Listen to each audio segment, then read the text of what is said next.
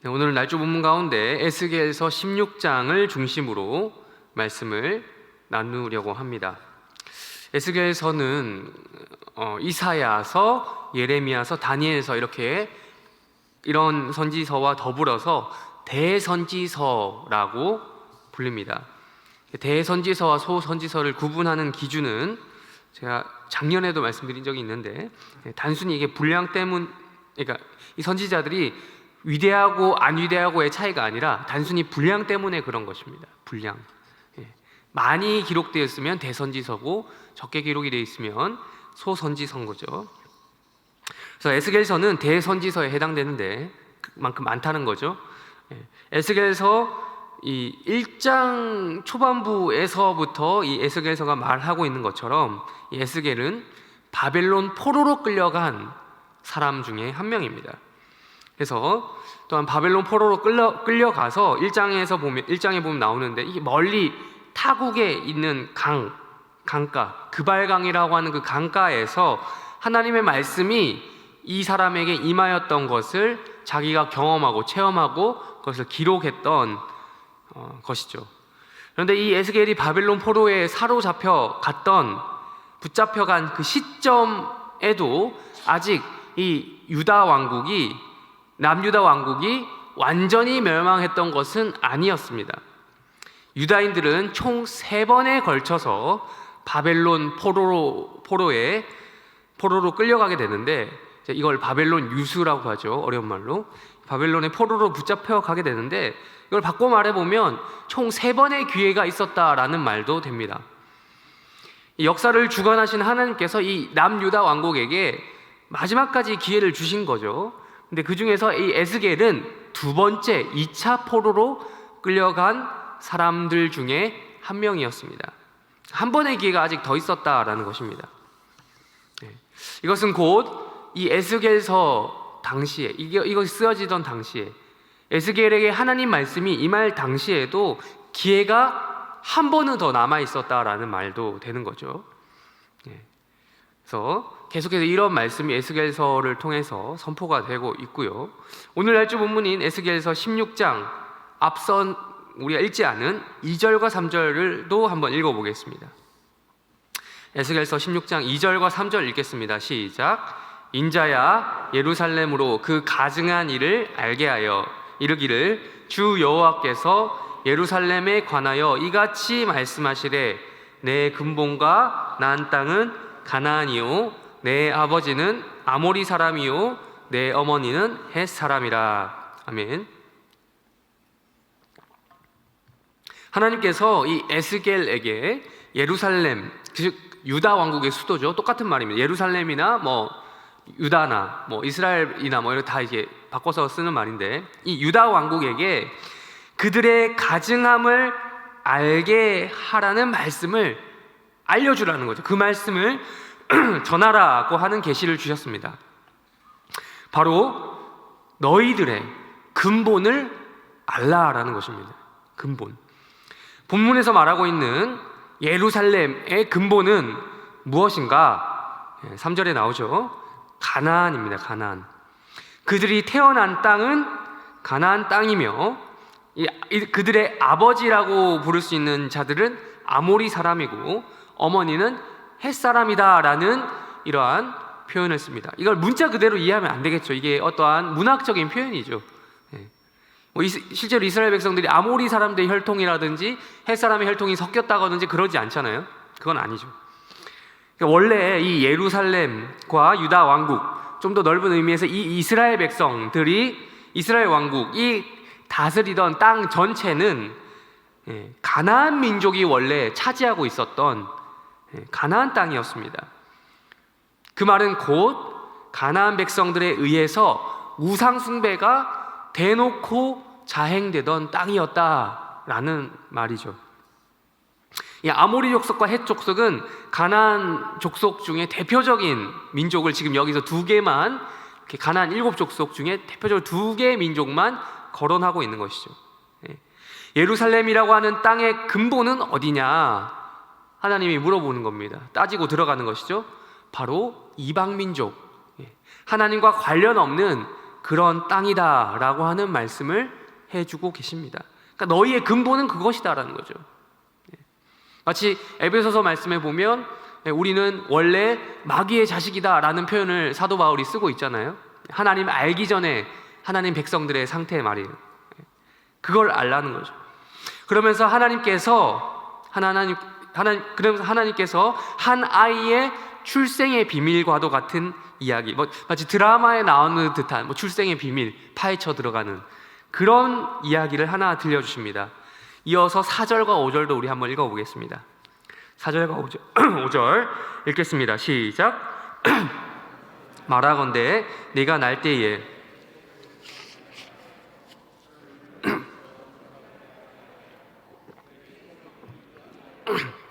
너를 강보로 싸지도 아니하였나니 아무도 너를 돌보아 이 중에 한 가지라도 내게 행하여 너를 불쌍히 여긴 자가 없었으므로 내가 나던 날에 내 몸이 천하게 여겨져 내가 들에 버려졌느니라. 아멘. 무슨 드라마처럼 충격적인 비밀, 출생의 비밀이 드러나는 장면입니다. 그걸 지금 말씀해주고 있는 거예요. 이야기 형식으로. 너의 출생 비하인드 스토리를 들은 적이 있느냐? 너는 원래 너 스스로 누가 엄마인지 누가 아빠인지 모르고 태어났다는 거죠. 사생아죠, 사생아. 너를 낳은 부모가 너를 버렸기 때문에 아빠가 아모리고 엄마가 햇인데 너를 낳아놓고는 들판에다가 버렸단 말이에요. 심지어 탯줄을 잘 잘라야, 아기 태어나면 탯줄을 잘 깔끔하게 잘라야 되잖아요. 그것도 아니고 깔끔하게 자르지도 않고 대충 그냥 내버린 겁니다. 내버려. 요즘에도 유기 아이들이 가끔씩 있잖아요. 대한민국 여전히 있는데, 그러니까 물과 소금, 원래 그걸 이제 그렇게 씻어주고 소독을 해야 되는데 그것도 아니고 그냥 대충 버려둔 거죠. 심지어 아이가 태어나면 그 아이가 몸이 식지 않도록 몸을 따뜻하게 해주기 위해서 체온 유지를 위해서 포대기 강보로 싸야 되는데 그것도 안 한 채 그냥 말 그대로 버려진 아이인 거예요. 그 중에 사람들이 많이 지나다니는데 이것 중에 하나라도 탯줄을 제대로 깔끔하게 잘라주던지 씻겨주던지 체온을 유지하기 위해서 그걸 싸준지 이런 걸 중에 하나라도 해주는 사람이 지나다니면서 없었더라 라는 이야기를 하고 있는 것입니다. 태어나자마자 이 아이는 곧 죽을 위기였던 것이죠. 그렇게 갓 태어난 아이가 들판에서 울고 있으면 참 이제 지나간 사람들이 불쌍해서라도 자기가 키우지 않더라도 어떻게 어디 유기 아이들을 어떻게 하는 그런 맡기는 그런 데라도 할 텐데 그런 사람이 없었다는 겁니다. 출생 자체가 너의 출생 자체 근본이 너의 근본이 이거다라고 지금 하나님께서 이 이야기를 통해서 전달해주고 계신 거죠. 베이비 박스라는 걸 여러분 다들 아실 텐데 몇몇 교회나 단체에서 운영하고 있는 건데 미혼모들이 아이를 낳으면 그냥 버리거나 유기해서 아이를 죽음에 이르는 그런 위험을 방지하고자 설치해둔 그런 건데요. 옛날에는 이 베이비 박스조차 없었던 시대이지 않겠습니까? 실제로 옛날에는 그렇게 많은 아이들이 사생아로 태어나서 들판에서 버리움 받았던 아이들이 많았다라는 이야기를 들은 적이 있습니다. 바로 이 예루살렘이라고 하는 아이가 가지고 있었던 출생의 비밀이 바로 이런 것이었던 거죠. 그 시작은 바로 여기서부터 시작되고 있는 것입니다. 이런 출생의 비밀 이야기를 보다 보면 이 여러 나라, 고대 여러 나라의 건국 신화도 떠올리게 되는데요. 그러니까 로마라고 하는 나라 아시죠? 다들 고대에 로마를 처음 세운 로물루스와 레무스라고 하는 이 형제가 있습니다. 이들은 태어나자마자 버려지긴 했는데 늑대가 이들을 키웁니다. 늑대에게 양육을 받아서 늑대의 젖을 먹고 커서 로마라는 나라를 세웠다라는 전설을 가지고 있고, 또 고구려, 우리 한반도 땅에 고구려를 창건한 동명성왕, 주몽이죠. 고주몽도 알로 태어나서 들판에 버려졌다 이런 이야기들이 있는데, 어쨌든 버려졌지만 이들은 누군가 키워주는 사람들이 있었던 거죠. 그런데 또 이 에스겔 16장의 말씀은 신화적인 내용처럼 보이지만 그런 게 아니라 그냥 이야기를 풀어서 굳이 하나님 말씀해 주시는데 아무도 이 아이에게 관심이 없었더라라는 거죠. 그러면서 어떠한 일이 일어나겠는데 우리 시작하면서 읽었던 6절을 다시 한번 읽어보겠습니다. 일어나게 된 일 6절 읽겠습니다. 시작. 내가 날 때 발짓하는 것을 보고 내게 이르기를 너는 피투성이라도 살아있으라. 다시 이르기를 너는 피투성이라도 살아있으라 하고. 아멘. 이 하나님께서 마침 그때 예루살렘의 곁으로 지나갔다라는 것이죠. 그때 이 피투성이, 즉 갓 태어난 핏덩어리라고 하죠. 핏덩어리. 핏덩어리와 같은 예루살렘 아기를 발견한 겁니다. 그래서 뭐 발짓하는 거, 아이가 그 발짓 갓 태어난 아기가 막 꼬물꼬물 거리는 거 있잖아요. 그걸 보신 거예요. 그걸 보고 이 핏덩어리 아이를 보니 그냥 내버려두면 죽을 것 같단 말이죠. 그냥 지나칠 수도 있겠지만 내 아이도 아니고 아무 상관없는데 그러지 아니하고 긍휼의 마음으로 이 아이를 거두어 들인 겁니다. 이 예루살렘 아기의 그 울음소리가 이 하나님의 마음이 있는 그 긍휼한 마음을 건드린 거죠. 긍휼이라고 하는 것은. 그리고 말씀한 겁니다. 말한 겁니다. 너는 살아야 한다. 너가 비록 핏덩어리지만 핏덩어리라도 살아있어야 한다라고 6절에서 2번 반복해서 이야기하고 있습니다. 강조의 표현이죠. 강조. 살아있으라. 피투성이라도 살아있으라. 제발 살아나야 된다라는 거죠. 이 아이를 양육하기로 결정하고 데려가서 양육을 한 겁니다. 그리고 잘 먹이고 잘 키웠습니다. 결국 아름다운 여성으로 성장시켰습니다. 그런데 언약까지 맺었습니다. 그런데 15절 어떻게 되었는지 읽어보겠습니다. 15절 다 함께 읽겠습니다. 시작. 그러나 네가 내 화려함을 믿고 내 명성을 가지고 행음하되 지나가는 모든 자와 더불어 음란을 많이 행함으로 내 몸이 그들의 것이 되도다. 화려함, 하나님께서 잘 먹이고 잘 키워서 잘 성장시켜 놨더니 그 자신의 화려함을 믿고 하나님을 버린 것입니다. 행음한 것이죠. 하나님을 배반했습니다. 하나님은 여기서 화가 났습니다. 야, 너가 누군데 너의 근본을 네가 스스로 기억을 왜 못하는 거냐라는 것이죠. 내가 너를 어떻게 데리고 왔는데, 내가 너를 어떻게 대우해줬는데, 너 죽을 뻔한 거 데려와서 살려줬더니 한다는 말이 이런 거예요.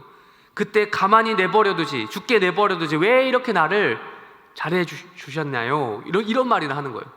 그때 나 구하지나 말지, 이런 거죠. 그냥 내가 하고 싶은 대로 살게 해주세요. 내 마음대로 살게 내버려두세요. 내가 하고픈 대로 살 거예요. 내가 만나고 싶은 남자 이제 다 만날 거예요. 지긋지긋하니 제발 신경 좀 꺼주세요.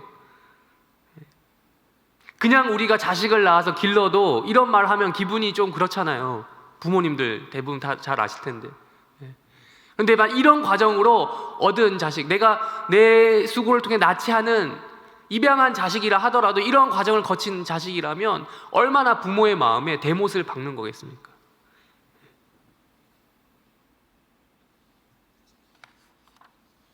이어서 22절 우리 아까 읽었던 또 22절도 읽겠습니다. 시작. 내가 어렸을 때에 벌거벗은 몸이었으며 피투성이가 되어서 발짓하던 것을 기억하지 아니하고 내가 모든 가증한 일과 음란을 행하였느니라.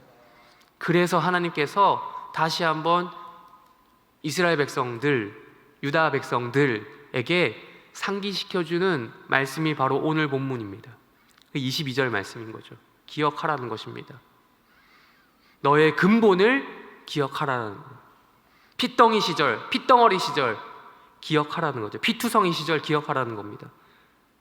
바꿔 말하면 우리의 초심을 되찾아라, 뭐 이런 말씀 같습니다. 겸손해야 된다는 거죠. 지금 너가 뭘 착각하는데 너가 지금 이렇게 잘 된 거는 다 나 때문이야 라는 것을 하나님께서는 알려주고 싶은 거죠. 지금 좀 옛날보다 좀 낫다고 그렇게 막 네 마음대로 하면 되겠냐라는 것이죠. 근본은 피덩이인데 그걸 잊지 말라는 것이죠. 물론 이미 다 커버렸는데 어떻게 다시 그 피덩이 시절로 돌아가겠습니까? 그 시절 그대로 돌아갈 수는 없을 겁니다. 그럼에도 이 말씀을 주신 이유는 너의 근본이 거기 있음을 기억하고 오로지 그때 하나님만을 의지하던 그러한 마음으로 돌아가라는 것입니다. 하나님 밖에 없었던 시절이잖아요. 이제 좀 생각도 할 줄 알고 자기 판단도 내릴 줄 안다고 해서 착각해서는 안 된다라는 것입니다. 내가 너를 아름답게 만들어 주었다고 해서 그게 너 스스로 그게 그렇게 됐다라고 착각하면 안 된다는 거예요. 여전히 너의 판단은 왜곡투성이고 미숙하고 뭐 그렇다는 거죠. 순전히 너 스스로의 판단으로 다른 사람과 바람난 것은 너만의 착각이라는 것이죠. 그러니 너의 피덩이, 너의 근본을 잊지 말라는 거죠. 설교를 정리하도록 하겠습니다. 에스겔 선지자를 통해서 주어진 말씀을 우리에게도 적용하기를 원합니다. 하나님 앞에서 다시 한번 우리의 피덩이 시절을 좀 기억할 필요가 있습니다. 물론 우리가 다들 어르신인데 모든 것을 과거로 되돌리자라는 말씀이 아닙니다. 현재의 직위가 있고 현재의 지위가 있고 위치라는 것이 있기 때문에 그런 것들을 간과할 수 없습니다. 또 나름의 과정을 통해서 우리가 성숙하게 된 시절을 우리가 보냈습니다. 그러나 하나님 앞에서 피덩이 시절을 기억하는 것은 또 다른 문제입니다. 하나님 앞에서 가지는 태도는 또 다른 차원의 문제가 될 수 있다는 겁니다. 하나님 앞에서 늘 낮아진 마음으로 겸손할 수 있어야 된다는 것이죠. 피덩이 시절에 전적으로 하나님을 의존할 수밖에 없었던, 정말 그때는 내 신앙이 좀 얕았지만 그래도 그때 얕아도 셌는데 하나님만 정말 의지했는데 라고 하는 그 마음 있잖아요. 말씀 몇 구절 잘 몰랐지만 하나님 잘 믿었던 그 시절 있잖아요. 그래야 하나님 앞에서 또 올바르게 똑바로 설 수 있다는 것입니다. 그래야 하나님 말고 또 다른 남편, 애굽 이런 다른 남자 찾지 않는다는 것이죠. 자꾸 그러지 않으면 자꾸 애굽의 영광이 보인다는 겁니다. 애굽의 화려함을 갖고 싶다는 겁니다. 하나님 영광보다 훨씬 더 자극적이거든요. 훨씬 더 땡기거든요. 본성적으로. 훨씬 더 우리에게 치명적이거든요. 그게 애굽의 영광입니다. 오늘 읽지는 않겠지만 사무엘하 9장 날조 본문입니다. 거기에 보면 무비보셋의 이야기가 등장합니다. 그는 소위 피덩이 초심을 잃지 않았습니다. 자기 자신의 근본이 다윗 왕에게 있다라는 것을 매우 잘 알았던 사람입니다. 그래서 다윗에게 은혜를 많이 받았습니다. 사울의 집안이, 무비보셋이 사울 집안 출신이잖아요. 사울 집안이 다 망해가는 그 와중에서도 무비보셋만큼은 항상 다윗 곁에서 왕의 식탁에 늘 초대받았다라고 이야기하고 있습니다. 그러면서도 겸손한 태도를 유지합니다. 이런 말까지 합니다. 사무엘하 9장 8절에 보면 이런 말씀까지 합니다. 이 종이 무엇이기에 왕께서 죽은 개 같은 나를 돌보시나이까? 라는 거죠. 우리는 이 말이 단순한 립 서비스가 아니라는 것을 또 추후에 일어나는 벌어지는 사건을 통해서 알게 됩니다. 무비보셋의 그 마음이요. 이처럼 다 큰 어른이 피덩이 시절을 기억해낸다는 것은 참 어려운 일입니다. 내 계급장, 직위 이런 거 다 내려놓고 근본으로 돌아간다라는 것은 정말 마치 벌거벗고 밖에 다시 돌아다니는 것과 같은 거예요. 부끄럽죠. 그러나 적어도 우리는 하나님 앞에서만큼은, 다른 사람에게서는 그렇게 못하더라도 하나님 앞에서만큼은 그래야 하는 것이죠. 에스겔 선지자가 우리에게 교훈하는 바를 깨달아야 한다는 것입니다.